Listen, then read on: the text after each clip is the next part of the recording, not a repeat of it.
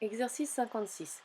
Je vais commencer par me débarrasser du plus 5 dans le premier membre, en faisant moins 5 dans chaque membre de mon inégalité.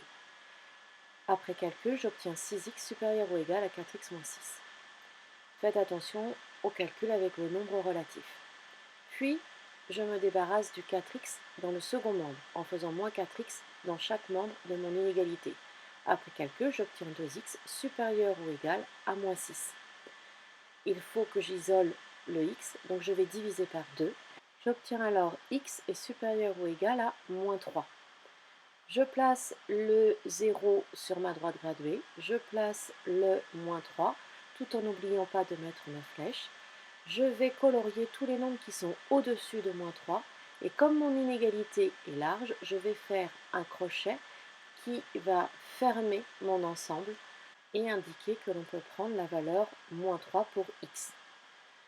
Pour la question B, je vais me débarrasser du moins 6 en faisant plus 6 dans chacun des membres de mon inégalité.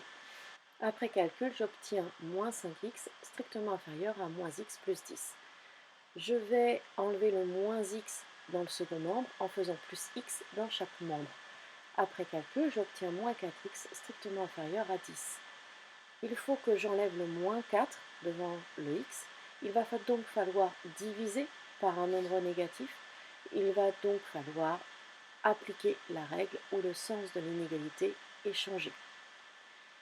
Après calcul, cela va me donner x, grâce à la règle des signes, strictement supérieur à moins 5 demi. J'ai simplifié ma fraction et j'ai bien un résultat négatif. N'oubliez pas d'écrire votre signe moins devant la barre de fraction. Sur la droite graduée, je vais colorier tous les nombres qui sont au-dessus de moins 5 demi et je vais ouvrir mon crochet car l'inégalité est stricte. Pour le C, je vais me débarrasser du plus 1 en faisant moins 1 dans chaque membre de mon inégalité. Je vais obtenir 5x est inférieur ou égal à 7x moins 10.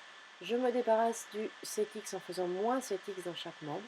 J'obtiens moins 2x strictement inférieur à moins 10. Je fais ma division par un nombre négatif, donc je change le sens de l'inégalité. Après calcul, j'obtiens x supérieur ou égal à 5 grâce à la règle des signes. Je place le 0 et le 5 sur ma droite graduée, je colorie tous les nombres qui sont au-dessus de 5 et cette fois-ci je vais faire un crochet fermé car l'inégalité est large. Pour le D, je choisis d'éviter le danger de la règle divisée par un nombre négatif ou multiplié par un nombre négatif.